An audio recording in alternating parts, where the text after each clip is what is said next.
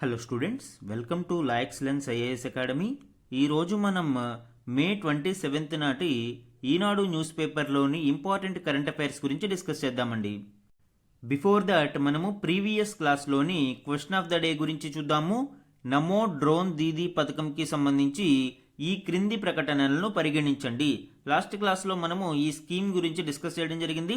ఆ కంటెక్స్ట్లో రెండు స్టేట్మెంట్స్ని ఇక్కడ ఫ్రేమ్ చేశామండి.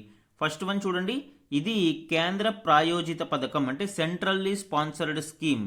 యాక్చువల్గా నమో డ్రోన్ దీదీ స్కీమ్ అనేది రాంగ్ అండి. మనకి ఇది సెంట్రల్ సెక్టార్ స్కీమ్ అంటే కేంద్ర రంగ పథకం, కేంద్ర ప్రాయోజిత పథకం కాదు. రాష్ట్రాల షేర్ అనేది ఈ స్కీమ్కి లేదు. సో ఫస్ట్ స్టేట్మెంట్ అనేది రాంగ్. సెకండ్ వన్ చూడండి, వ్యవసాయ ప్రయోజనాల కోసం రైతులకు డ్రోన్లను అందించడం ఈ పథకం లక్ష్యం. సెకండ్ స్టేట్మెంట్ కూడా రాంగ్ అండి. యాక్చువల్గా ఈ నమో డ్రోన్ దీదీ పథకంలో డ్రోన్ సర్వీసెస్ని రైతులకు అందించడం కరెక్టే, కానీ ఎవరి ద్వారా?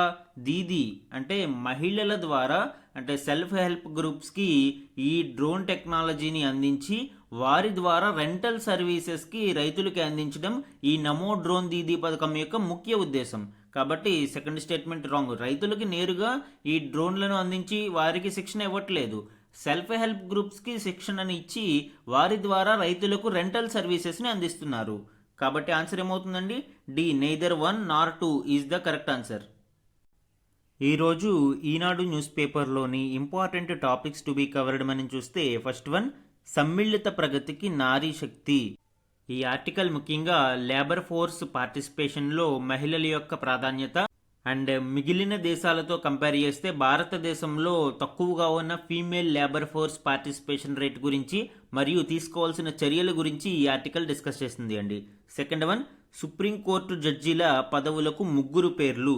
ఈ ఆర్టికల్ పర్సనల్ న్యూస్తో పాటు కొలీజియం వ్యవస్థ గురించి కూడా మనము డిస్కస్ చేద్దాము. ఇది మనకి పాలిటీలో ఇంపార్టెంట్.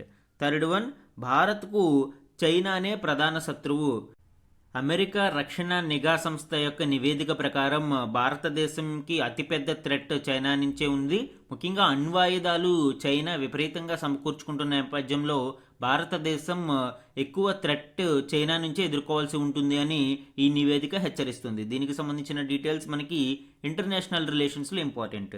ఫోర్త్ వన్, మనకు హాని తలపెట్టడమే పాక్ ధ్యేయం.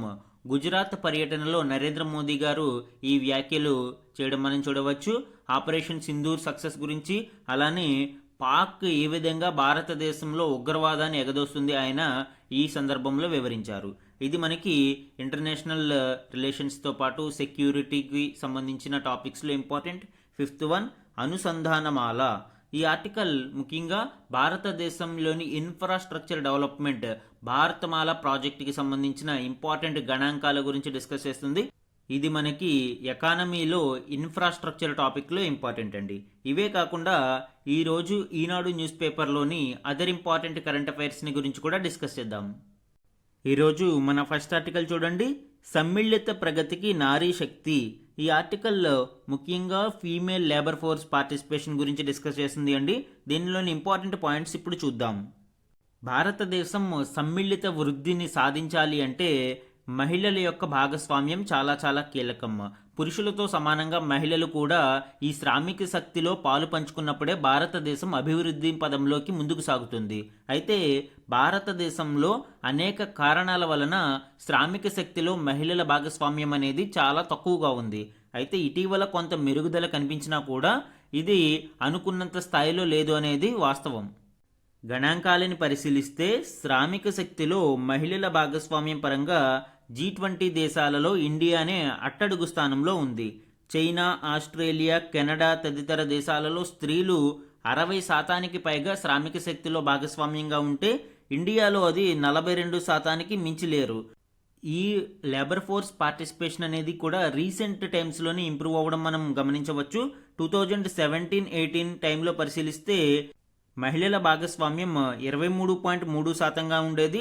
అలానే వర్క్ ఫోర్స్లో 22%గా ఉండేది. అయితే 2023-24 నాటికి ఇది 41.7%కి చేరింది. అండ్ వర్క్ ఫోర్స్లో 40.3% చేరింది. అయితే ఈ లేబర్ ఫోర్స్ పార్టిసిపేషన్ రేట్ అనేది అనుకున్న స్థాయిలో పెరగలేదు. అట్ ది సేమ్ టైం పట్టణ ప్రాంతాలలో ఈ female labour force participation rate అనేది చాలా చాలా తక్కువగా ఉంది. అంటే మనము ఏదైతే ఇంక్రీజ్ అయిందని అనుకుంటున్నామో అది రూరల్ ప్రాంతాలలో ఎస్పెషల్లీ అగ్రికల్చరల్ యాక్టివిటీస్లో ఈ labour force participation rate female అనేది పెరుగుతూ ఉంది. అధికారిక నివేదికల ప్రకారం ఇండియాలో అబ్బాయిలతో సమానంగా అమ్మాయిలు డిగ్రీ ఆ పై స్థాయి కోర్సులలో దూసుకుపోతున్నారు. తెలంగాణ, కేరళ వంటి కొన్ని చోట్ల ఉన్నత విద్యలో విద్యార్థినుల సంఖ్య ఎక్కువగా ఉంటుంది. ముఖ్యంగా స్టెమ్ కోర్సులలో అమ్మాయిల చేరిక 43% చేరింది.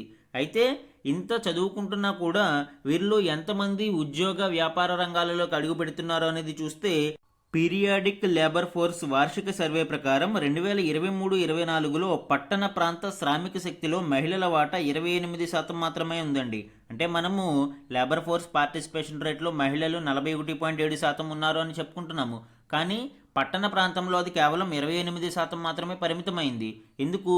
పట్టణ ప్రాంతంలో ఉద్యోగ విద్యా అవకాశాలు ఎక్కువగా ఉన్నా కూడా మహిళలు ఎందుకు దానిని వినియోగించుకోలేకపోతున్నారు?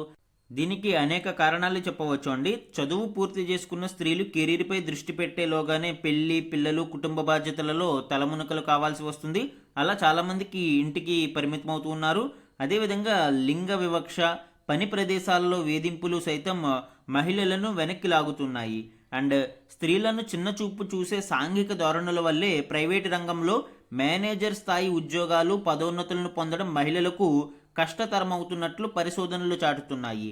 దీనిని గ్లాస్ సీలింగ్ అని ఒక కాన్సెప్ట్తో పిలుస్తారు అండి. ఈ గ్లాస్ సీలింగ్ అంటే ఏంటి? Invisible systematic barrier that prevents certain people from rising to senior level positions within an organisation.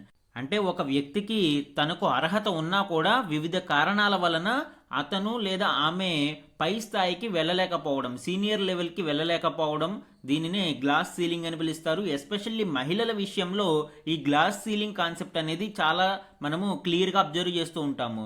మహిళలు కొన్ని విషయాలకి మాత్రమే పరిమితం అవుతారు అని, లేదా కొన్ని పనులకి మాత్రమే వాళ్ళు పరిమితం అవుతారు అనే ఒక ధోరణి చాలా ఏళ్లుగా నాటుకుపోయి ఉంది. కాబట్టి కొన్ని కీలక స్థానాలకి మహిళలను నియమించడంలో కొంత లింగ వివక్ష అనేది మనం చూస్తూ ఉంటాము. ఈ కాన్సెప్ట్నే గ్లాస్ సీలింగ్ అని పిలుస్తారు. ఈ సీనియర్ మిడిల్ మేనేజ్మెంట్ స్థాయి కొలువులలో కుదురుకున్న స్త్రీల సంఖ్య అమెరికా, రష్యా, యూకే, దక్షిణాఫ్రికా వంటి చోట్ల 40% వరకు ఉంటుంది. అయితే ఇండియాలోనేమో అది కేవలం 13% మాత్రమే పరిమితమైంది. అలానే మరికొన్ని గణాంకాలని మనం పరిశీలిస్తే అతి ముఖ్యమైన ఐటీ సేవల రంగంలో కూడా నిరుడు మహిళల వాటా 21%గానే నమోదైంది. అండ్ గత సంవత్సరంతో పోలిస్తే వారి ప్రాతినిధ్యం 5% మేర తగ్గడం ఇక్కడ ఆందోళనకరం. అంటే మహిళల యొక్క వాటా ఈ ఐటీ రంగంలో క్రమేపీ తగ్గుతూ ఉండడం మనం గమనించవచ్చు. అదేవిధంగా భారతావనిలో 66 లక్షలకు పైగా ఎంఎస్ఎంఈలు స్త్రీల సారథ్యంలో నడుస్తూ ఉన్నా కూడా దేశీయ వ్యాపారవేత్తలలో మహిళలు 14% మాత్రమే ఉన్నారు. ఇంకా పొలిటికల్ ఎరీనాలో చూస్తే మహిళల భాగస్వామ్యం చాలా చాలా తక్కువగా ఉంటుంది అండి. ప్రస్తుతం లోక్సభ ఎంపీలలో కేవలం 14% మాత్రమే మహిళలు ఉన్నారు. అలానే మొత్తం ఎమ్మెల్యేలలో 9% మాత్రమే స్త్రీలు ఉండడం ఇక్కడ గమనించవచ్చు. అండ్ న్యాయ వ్యవస్థ, పోలీసులు, ఇతర విభాగాల్లోనూ జనాభా నిష్పత్తికి తగినట్లుగా స్త్రీల భాగస్వామ్యం కనిపించడం లేదు అండి. అయితే భారతదేశం సమ్మిళిత సమగ్రంగా అభివృద్ధి చెందాలి అంటే నారీ శక్తి కీలకం. కాబట్టి మహిళల భాగస్వామ్యాన్ని పెంపొందించే దిశగా ప్రభుత్వాలు కృషి చేయాలి. ముఖ్యంగా లింగ వివక్షను పారద్రోలి మహిళల భాగస్వామ్యాన్ని శ్రామిక శక్తిలో పెంచగలిగితే భారతదేశం యొక్క జీడిపికి అదనంగా $70,000 కోట్ల సమకూరుతాయని అనేక అధ్యయనాలు చెబుతున్న నేపథ్యంలో ఈ విషయంలో ప్రభుత్వాలు చిత్తశుద్ధితో పనిచేయాల్సిన అవసరం ఎంతైనా ఉంది. మన నెక్స్ట్ ఆర్టికల్ చూడండి. సుప్రీంకోర్టు జడ్జీల పదవులకు 3 పేర్లు. ఈ ఆర్టికల్లో సుప్రీంకోర్టు జడ్జీల యొక్క నియామకం గురించి, అలానే కొలీజియం వ్యవస్థ గురించి డిస్కస్ చేద్దామండి. భారత ప్రధాన న్యాయమూర్తిగా జస్టిస్ బిఆర్ గవాయ్ బాధ్యతలు చేపట్టాక తొలిసారిగా సోమవారం సమావేశమైన కొలీజియం సుప్రీంకోర్టు జడ్జీల పదవులకు 3 పేర్లను, 5 హైకోర్టులకు చీఫ్ జస్టిస్ల పేర్లను సిఫారసు చేసింది. ఆ పేర్లను కేంద్ర ప్రభుత్వం ఆమోదించాల్సి ఉంటుంది. ఆ తర్వాత రాష్ట్రపతి ఉత్తర్వులతో వారు నియమితులవుతారు. ఇక్కడ మనం అబ్జర్వ్ చేయాల్సింది ఏంటి? ఈ జడ్జీలను ఎవరు నియమిస్తారు? సుప్రీంకోర్టు మరియు హైకోర్టు జడ్జీలని అంటే రాష్ట్రపతి నియమిస్తారు. అండ్ ఎవరి సిఫారసుల మేరకు? కొలీజియం సిఫారసుల మేరకు కేంద్ర ప్రభుత్వం ఆమోదించిన పిదప రాష్ట్రపతి ఉత్తర్వులతో సుప్రీంకోర్టు జడ్జిలు మరియు హైకోర్టు జడ్జిలు నియమితులవుతారు. భారత రాజ్యాంగంలోని ఆర్టికల్ 124 మరియు 217లు హైకోర్టు మరియు సుప్రీంకోర్టు అయితే ఆర్టికల్ 124, హైకోర్టు అయితే ఆర్టికల్ 217 న్యాయమూర్తుల యొక్క నియామక ప్రక్రియ గురించి డిస్కస్ చేస్తుంది అండి. ఇందులో వివిధ రకాల కేసులలో ఈ కొలీజియం వ్యవస్థ అనేది ఎస్టాబ్లిష్ అయింది. First judges case, second judges case, third judges case అని మనకి 3 జడ్జెస్ కేసెస్ ఉన్నాయి. ప్రస్తుత కొలీజియం వ్యవస్థ థర్డ్ జడ్జెస్ కేసు ఆధారంగా ఎవాల్వ్ అయ్యి మనకి ఇప్పుడు ఈ నియామక ప్రక్రియలు చేపడుతూ ఉంది అండి. అలానే ఫోర్త్ జడ్జెస్ కేసు అని 1909 కాన్స్టిట్యూషనల్ అమెండ్మెంట్ యాక్ట్ ద్వారా నేషనల్ జ్యుడిషియల్ అపాయింట్మెంట్స్ కమిటీ అని ఏర్పాటు చేయడం జరిగింది. అయితే సుప్రీంకోర్టు ఈ నియామక ప్రక్రియ అనేది చెల్లదు అని ఎన్జేఏసీని కొట్టివేయడం జరిగింది. 1909 కాన్స్టిట్యూషనల్ అమెండ్మెంట్ యాక్ట్ రద్దు అయింది. ప్రస్తుతం మనకి థర్డ్ జడ్జెస్ కేసు ఫలితం ఆధారంగా కొలీజియం వ్యవస్థ ప్రకారం ఈ జడ్జిల యొక్క నియామక ప్రక్రియ అనేది జరుగుతుంది. థర్డ్ జడ్జెస్ కేసు ప్రకారం మనకి appointment of judge of supreme court అయితే కన్సల్టేషన్ ఏ విధంగా ఉండాలి? 4 senior most judges of the supreme court, 4 senior న్యాయమూర్తులని కన్సల్ట్ అయ్యి కొలీజియం వ్యవస్థ ద్వారా ఈ నియామక ప్రక్రియ అనేది చేపట్టాలి. అంటే సిజేఐతో పాటు 4 సీనియర్ మోస్ట్ జడ్జెస్ ఈ కొలీజియంలో ఉండాలి. అయితే appointment of judge of high court అయితే సిజేఐ ఆఫ్ సుప్రీంకోర్టుతో పాటు 2 senior most judges of the supreme court ఉంటే ఈ హైకోర్టు జడ్జిల యొక్క నియామక ప్రక్రియ కొలీజియం పూర్తవుతుంది. అలానే transfer of judge of high court అయితే 4 senior most judges of supreme court along with the judges of the 2 high courts. ఎవరైతే ఒక హైకోర్టు నుంచి ఇంకొక హైకోర్టుకి ట్రాన్స్ఫర్ అవుతున్నారో జడ్జి, ఆ 2 హైకోర్టు న్యాయమూర్తులతో పాటు 4 senior most judges of supreme court ఈ కొలీజియం వ్యవస్థలో ఉండాలి. సిజిఐ మరియు ఈ సభ్యులందరూ ఉంటే ఈ ట్రాన్స్ఫర్స్ ప్రక్రియ అనేది కూడా పూర్తవుతుంది. ఈ విధంగా మనకి ఈ కొలీజియం వ్యవస్థ అనేది ఎవాల్వ్ అవుతూ వచ్చింది. అలానే వన్ మోర్ ఇంపార్టెంట్ పాయింట్ ఏంటి అంటే సుప్రీంకోర్టు ప్రధాన న్యాయమూర్తి చీఫ్ జస్టిస్ ఆఫ్ ఇండియాని ఏ విధంగా నియమిస్తారు? Out going CJI recommends his successor. ఎవరైతే వెళ్ళిపోతూ ఉన్నారో ఆ ప్రధాన న్యాయమూర్తి తన సక్సెసర్ని రికమెండ్ చేస్తారు. ఇక్కడ స్ట్రిక్ట్లీ సీనియారిటీ ప్రాతిపదికన మాత్రమే రికమెండ్ చేయడం జరుగుతుంది. తన ఇష్టానుసారం కాకుండా నెక్స్ట్ తన తర్వాత ఎవరు సీనియర్ జడ్జిగా ఉన్నారు అనే వ్యక్తిని తన సక్సెసర్గా నియమిస్తూ రికమెండ్ చేయడం జరుగుతుంది. ఆ రికమెండేషన్ని ప్రెసిడెంట్ ఆఫ్ ఇండియా బేస్ చేసుకుని అపాయింట్ చేస్తారు. ఇది హైకోర్టు మరియు సుప్రీంకోర్టు జడ్జిల యొక్క నియామక ప్రక్రియకి సంబంధించి అండి. నెక్స్ట్ వన్ చూడండి. భారత్కు చైనానే ప్రధాన శత్రువు. 2030 కల్లా బీజింగ్ వద్ద 1000 అణ్వాయుధాలు. అమెరికా రక్షణ నిఘా సంస్థ నివేదిక అంచనా. చైనా తన సైనిక శక్తిని వేగంగా ఆధునీకరిస్తోంది అని, తైవాన్ను ఆక్రమించేందుకు ప్రయత్నాల్లో భాగంగా మిలిటరీ సామర్థ్యాన్ని పెంచుకుంటుంది అని అమెరికా నివేదిక వెల్లడించింది. వరల్డ్ వైడ్ థ్రెట్ అసెస్మెంట్ పేరుతో అగ్రరాజ్య రక్షణ నిఘా సంస్థ ఈ నివేదికను విడుదల చేసింది. ఇందులో భారత్కు పొరుగు దేశాలతో ఉన్న ముప్పు అంచనాలను కూడా వెల్లడించింది. 2030 నాటికి చైనా వద్ద కనీసం 1000 అణ్వాయుధాలు ఉంటాయని అంచనా వేసింది. చైనాను ప్రధాన శత్రువుగా భారత్ భావిస్తుంది. అందుకు తగినట్లుగానే న్యూఢిల్లీ రక్షణాపరమైన నిర్ణయాలు ఉంటున్నాయి. బీజింగ్ను ఎదుర్కోవడం కోసం తన సైనిక బలం పెంచుకోవడంపై దృష్టి సారిస్తుంది. At the same time China కూడా తన వ్యూహాత్మక లక్ష్యాలను కొనసాగిస్తూ తూర్పు ఆసియాలో బలమైన శక్తిగా ఉండేందుకు ప్రయత్నిస్తుంది. తైవాన్, ఫిలిప్పీన్స్ వంటి వాటిపై బహుముఖ ఒత్తిడి పెంచాలని చూస్తోంది. వాణిజ్యం, దౌత్యం, భద్రతా పరంగా అమెరికా ప్రపంచ నాయకత్వాన్ని సవాల్ చేస్తుంది. యాక్చువల్గా మనకి ఇంటర్నేషనల్ రిలేషన్స్లో ఎర్లియర్ బైపోలార్ వరల్డ్ అని ఉండేదండి. అంటే బైపోలార్ వరల్డ్లో ఒకవైపు అమెరికా ఉంటే ఇంకొక వైపు యుఎస్ఎస్ఆర్. రష్యా విచ్ఛిన్నం కాకముందు 13 దేశాలతో కలిసి యుఎస్ఎస్ఆర్ సోవియట్ యూనియన్గా ఉండేది. సో అమెరికా ఆధిపత్యాన్ని ఈ యుఎస్ఎస్ఆర్ సవాల్ చేసేది బైపోలార్ వరల్డ్గా. యుఎస్ఎస్ఆర్ ఎప్పుడైతే విచ్ఛిన్నమైందో యూనిపోలార్ వరల్డ్గా అమెరికా ఒక్కటే హెజుమని ప్రదర్శిస్తూ ఉండేది, ఆధిపత్యాన్ని చలాయిస్తూ ఉండేది. ఇప్పుడు అమెరికా ఆధిపత్యాన్ని దెబ్బకొట్టడానికి చైనా ప్రయత్నిస్తూ మళ్ళీ ఈ బైపోలార్ వరల్డ్ వైపుకి తీసుకువెళ్తుంది. కానీ ఇక్కడ ఇంటర్నేషనల్ రిలేషన్స్లో చాలా దేశాలు పవర్ సెంటర్స్గా ఎదుగుతూ మల్టీపోలార్ వరల్డ్ వైపు మనం ఇప్పుడు ప్రయాణిస్తున్నాం. అంటే అమెరికా, చైనాయే కాదు, చాలా దేశాలు సూపర్ పవర్ స్థాయికి ఎదుగుతూ ఈ ఆధిపత్యాన్ని చలాయించడానికి ప్రయత్నిస్తున్నాయి.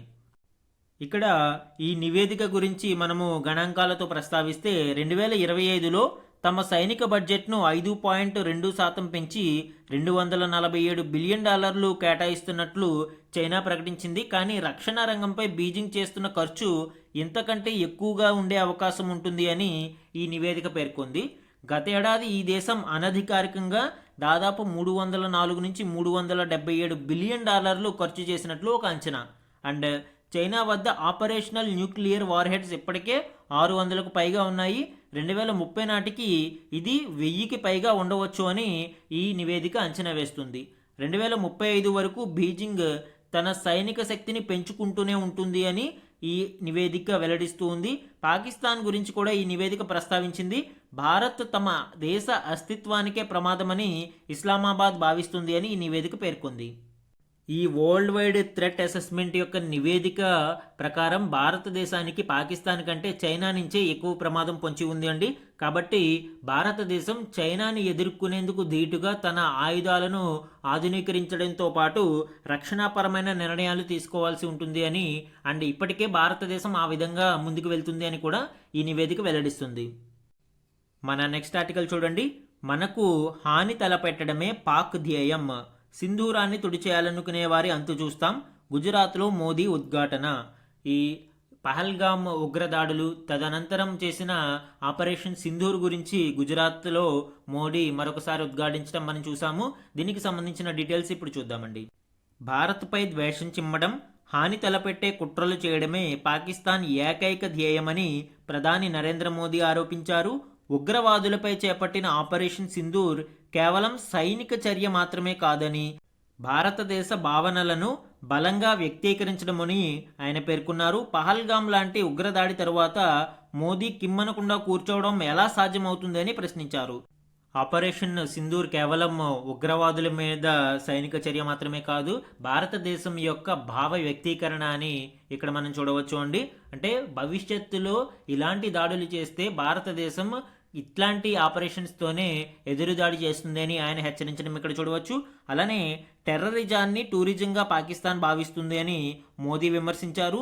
ఉగ్రవాదం అనేది పాకిస్తాన్కు జీవనాధారమని అన్నారు. ఉగ్రవాదానికి పాక్ ప్రభుత్వం, సైన్యం మద్దతు ఇస్తున్న విషయాన్ని అక్కడి ప్రజలు అర్థం చేసుకోవాలని సూచించారు. అలానే దేశీయ ఉత్పత్తులనే కొనండి అని ఆయన ఇక్కడ ప్రకటించడం చూడవచ్చు. దేశంలో తయారైన ఉత్పత్తుల్ని కొనేందుకు ప్రజలు ప్రాధాన్యతనివ్వాలి అని మోదీ పిలుపునిచ్చారు. ముఖ్యంగా హోలీ, దీపావళి, వినాయక చవితి వంటి పండుగల సమయంలో బాణాసంచా, గణేశుడి విగ్రహాలు వంటివి విదేశాల నుంచి దిగుమతి చేసుకోవడాన్ని ఆపాల్సిన అవసరం ఉంది అని ఆయన ఇక్కడ ప్రశ్నించడం చూడవచ్చు. అంటే మనకి ఇండైరెక్ట్గా చైనా నుంచి ఎక్కువ ప్రొడక్ట్స్, హోలీ, దీపావళి, ఈ వినాయక చవితి లాంటి సమయంలో బాణాసంచాలు, గణేషుని విగ్రహాలు చైనా నుంచి అధిక మొత్తంలో దిగుమతి అవుతాయి. కాబట్టి చైనీస్ ప్రొడక్ట్స్ మీద డిపెండ్ అవ్వకుండా భారతదేశం యొక్క దేశీయ ఉత్పత్తుల్ని కొనాలి అని ప్రధాని నరేంద్ర మోదీ గారు పిలుపునివ్వడం మనం ఇక్కడ చూడవచ్చు. మన నెక్స్ట్ ఆర్టికల్ చూడండి. భారత్తో శాంతి చర్చలకు సిద్ధమే, ఇరాన్ పర్యటనలో పాక్ ప్రధాని షహబాజ్, కశ్మీర్ సహా అన్ని అంశాలు చర్చించాలి అంటూ షరతు. భారతదేశంతో మేము శాంతి చర్చలకు సిద్ధమే అని పాకిస్తాన్ ప్రధాని ప్రకటించారు. అయితే ఇక్కడ ట్విస్ట్ ఏంటి అంటే కశ్మీర్ అంశాన్ని కూడా ఆయన ఇందులో భాగంగా చేయాలని ఇక్కడ చెప్పడం మనం చూడవచ్చు. అయితే భారత్ ఎప్పటి నుంచో ముందు నుంచి ఒకటే చెప్తుంది, Kashmir is part and parcel of India, integral part of India. కాబట్టి ఇందులో రెండవ దేశం యొక్క ప్రమేయం ఉండబోదు అని భారతదేశం చాలాసార్లు ఈ విషయంలో చెప్పింది. ఇక్కడ చూడండి, పహల్గామ్ ఉగ్రదాడి, ఆపరేషన్ సింధూర్ తదితర పరిణామాలతో ఉద్రిక్తతలు నెలకొన్న నేపథ్యంలో పాకిస్తాన్ ప్రధాని షహబాజ్ భారత్తో శాంతి చర్చల విషయాన్ని ప్రస్తావించారు. చర్చలకు సిద్ధమంటూనే కశ్మీర్, ఉగ్రవాదం, వాణిజ్యం, జల వివాదం సహా అన్ని సమస్యలపై ఇరు దేశాలు చర్చించాలి అంటూ షరతు విధించారు. అయితే భారతదేశం పాక్ ఆక్రమిత కశ్మీర్ను తమకు అప్పగిస్తేనే పాకిస్తాన్తో చర్చలు జరుపుతామని ఇప్పటికే స్పష్టం చేసిన విషయం మనకి తెలిసిందే. కాబట్టి ఈ విషయంలో కశ్మీర్ అంశాన్ని లేవనెత్తే అవకాశం లేదు. అండ్ భారతదేశం పాకిస్తాన్తో చర్చలు జరిపే అవకాశం కనిపించదు. మన నెక్స్ట్ ఆర్టికల్ చూడండి. అనుసంధానమాల.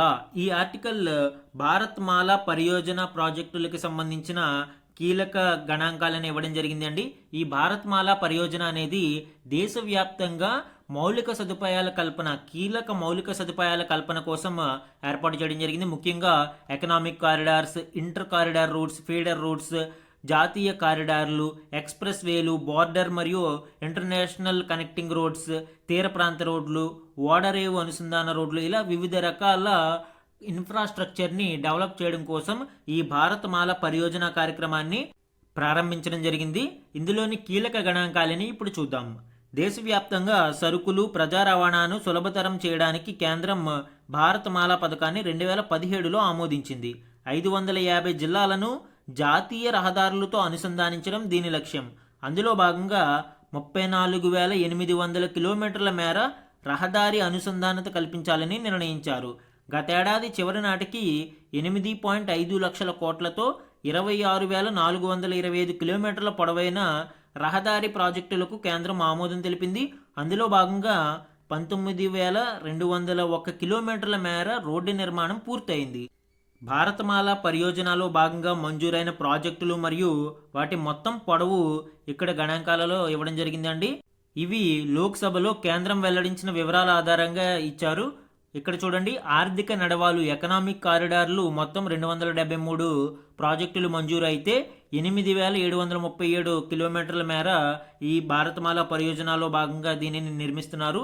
ఇంటర్ కారిడార్ రూట్లు 76 అయితే 2,889 కిలోమీటర్లు, ఫీడర్ రూట్లు 28కి 973 కిలోమీటర్లు, జాతీయ కారిడార్లు 63కి 1,777 కిలోమీటర్లు, నేషనల్ కారిడార్ ఎఫిషియన్సీ ఇంప్రూవ్మెంట్లో భాగంగా 31 ప్రాజెక్టులు మంజూరు అయ్యాయి.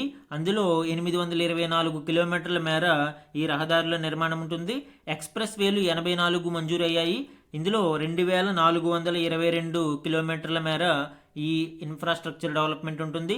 బార్డర్ అండ్ అంతర్జాతీయ అనుసంధాన రోడ్లు 27 అయితే 1,619 కిలోమీటర్లు, తీర ప్రాంత రోడ్లు 2 ప్రాజెక్టులు మంజూరు అయితే 77 కిలోమీటర్లు, ఓడరేవు అనుసంధాన రోడ్లు 16 మంజూరు అయితే 348 కిలోమీటర్లు, ఇతరాలు సుమారు 196 ప్రాజెక్టులు మంజూరు అయితే 6,759 కిలోమీటర్లు. ఈ విధంగా ఈ భారతమాల పరియోజనలో భాగంగా మొత్తం 796 ప్రాజెక్టులు మంజూరు అయ్యి సుమారు 26,425 కిలోమీటర్ల మేర పొడవైన రహదారి ప్రాజెక్టులు ఇక్కడ మనము చూడవచ్చు. మన నెక్స్ట్ ఆర్టికల్ చూడండి. బాహుబలి రైల్ ఇంజన్ 1000 ట్రక్కుల సరుకును రవాణా చేసే సామర్థ్యం. దేశీయంగా అధిక సామర్థ్యం గల విద్యుత్ రైల్ ఇంజన్ను తయారైంది. 9,000 హార్స్ పవర్ కలిగిన విద్యుత్ రైల్ ఇంజన్ను సీమెన్స్ తయారు చేయగా ప్రధాని నరేంద్ర మోదీ సోమవారం ఆవిష్కరించారు. 4,500 టన్నుల సరుకును రవాణా చేసేందుకు ఇది ఉపయోగపడుతుంది అని ఆ కంపెనీ తెలియజేస్తుంది. అంటే రోడ్లపై 100 కన్నా ఎక్కువ భారీ ట్రక్కుల్లో సరఫరా చేసే సరుకును ఈ ఒక్క ఇంజిన్ సాయంతో గూడ్స్లో తరలించవచ్చు. ఈ ఇంజిన్ గరిష్ట వేగం 120 కిలోమీటర్లు.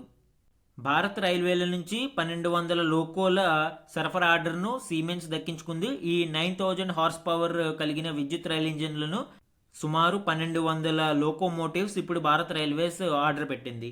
అండ్ ఈ ఇంజిన్తో పాటు 35 ఏళ్ల పాటు నిర్వహణ సేవలు అందించేందుకు గుజరాత్లోని దాహోద్లో 21,405 కోట్ల మూలధనంతో లోకోమోటివ్ తయారీ షాప్, రోలింగ్ స్టాక్ వర్క్షాపులను ఏర్పాటు చేశారు. ఈ విధంగా భారత రైల్వేలలో గూడ్స్ ట్రైన్స్ యొక్క సామర్థ్యాన్ని మెరుగుపరచడం కోసం ఈ బాహుబలి రైల్ ఇంజన్ సుమారు 9,000 హార్స్ పవర్ కలిగిన విద్యుత్ రైల్ ఇంజన్లను ఇప్పుడు భారత రైల్వే ప్రారంభించబోతుంది. అంటే దీనిని భారత రైల్వేస్ ఇంటిగ్రేట్ చేసుకోబోతుంది. సుమారు 11 ఏళ్లలో 1,200 లోకోమోటివ్స్ని ఇంటిగ్రేట్ చేయబోతున్నారు. మన నెక్స్ట్ ఆర్టికల్ చూడండి. దేశ ఆకలి తీర్చే పెద్దన్నగా తెలంగాణ.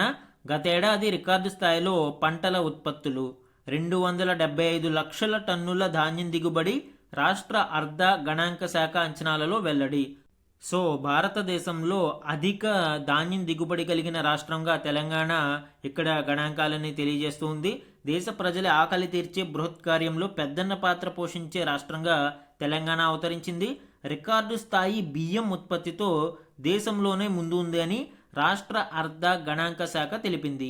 వాతావరణం అనుకూలించడం, ప్రభుత్వ సానుకూల విధానాలతో గతేడాది రాష్ట్రంలో రికార్డు స్థాయిలో పంటల సాగు విస్తీర్ణం, దిగుబడులు పెరిగాయని ఈ శాఖ తాజాగా విడుదల చేసిన గణాంకాలలో వెల్లడించింది అండి. 2023-24లో సుమారు 168.75 లక్షల టన్నుల బియ్యం ఉత్పత్తి చేసిన తెలంగాణ మరుసటి ఏడాది దానిని అధిగమించి ఏకంగా 183.57 లక్షల టన్నులు సాధించింది. దేశంలోనే అత్యధికంగా బియ్యం పండిస్తున్న రాష్ట్రంగా అగ్రస్థానంలో నిలిచింది అని ఈ గణాంక శాఖ తెలుపుతుంది. తెలంగాణ తరువాత వరుసగా ఉత్తరప్రదేశ్, పశ్చిమ బెంగాల్, పంజాబ్ ఉన్నాయి. రాష్ట్రంలో సాధారణ సాగు విస్తీర్ణానికి మించి వరి వేయడంతో దిగుబడులు వెల్లువెత్తాయి. ఉదాహరణకు గత రబీ సీజన్లో సాధారణ సాగు విస్తీర్ణం 16 లక్షల హెక్టార్లు కాగా గతేడాది ఏకంగా 24.04 లక్షల హెక్టార్లలో సాగు అయింది. రాష్ట్ర వ్యాప్తంగా రైతులు 29 లక్షల వ్యవసాయ బోర్లకు కరెంటు కనెక్షన్లు తీసుకున్నారు. అండ్ వీటికి నిరంతరాయ ఉచిత కరెంటు సరఫరాతో కర్షకులు వరి సాగుకే ఎక్కువ మొగ్గు చూపారు. ఫలితంగా తెలంగాణలో ఈ అధిక ధాన్యం దిగుబడి లభించింది అని ఈ గణాంకాలు తెలియజేస్తున్నాయి. ఇక్కడ కొన్ని గణాంకాలని పరిశీలిస్తే 2022-23లో తెలంగాణలో బియ్యం దిగుబడి 158.77 లక్షల టన్నులు ఉండగా 23-24కి అది 168.75 లక్షల టన్నులు, 2024-25కి 183.57 లక్షల టన్నులుగా పెరిగింది. అండ్ ప్రధాన పంటల దిగుబడి తీరు మనం పరిశీలిస్తే వరి అనేది 2023-24లో 260 లక్షల టన్నులు సుమారుగా, 2024-25కి అది 275 లక్షల టన్నులు మనకి ఉత్పత్తి పెరిగింది. వరి అంటే కంప్లీట్ ధాన్యం, బియ్యం కాదు. అండ్ మొక్కజొన్న వచ్చి 27,76,000 టన్నులు మనకి 2023-24లో ఉంటే 2024-25కి 34,13,000 టన్నులకి ఇది పెరిగింది. వేరుశనగ 2,25,000 టన్నులు ఉండగా 2024-25కి 2,29,510, సోయా 2,69,000 టన్నులు ఉండగా 2,90,630 టన్నులకు పెరిగింది. ఈ విధంగా ప్రధాన పంటల దిగుబడులు పెరగడం మనం ఇక్కడ గమనించవచ్చు. ఈ గణాంకాలన్నీ కూడా Telangana exams point of view important అండి. కాబట్టి అగ్రి సెక్టార్ రిలేటెడ్ సిలబస్ ఉన్న ఎగ్జామ్స్ అన్నిటికీ ఈ డేటా పాయింట్స్ నోట్ చేసుకోండి. మన నెక్స్ట్ ఆర్టికల్ చూడండి. ప్రైవేటు విద్యా సంస్థలకు ఆర్టీఈ ఫీజులు ఖరారు, స్టార్ రేటింగ్ల ఆధారంగా చెల్లింపు, కనిష్టం 7,500 ఉంటే గరిష్టం 15,000.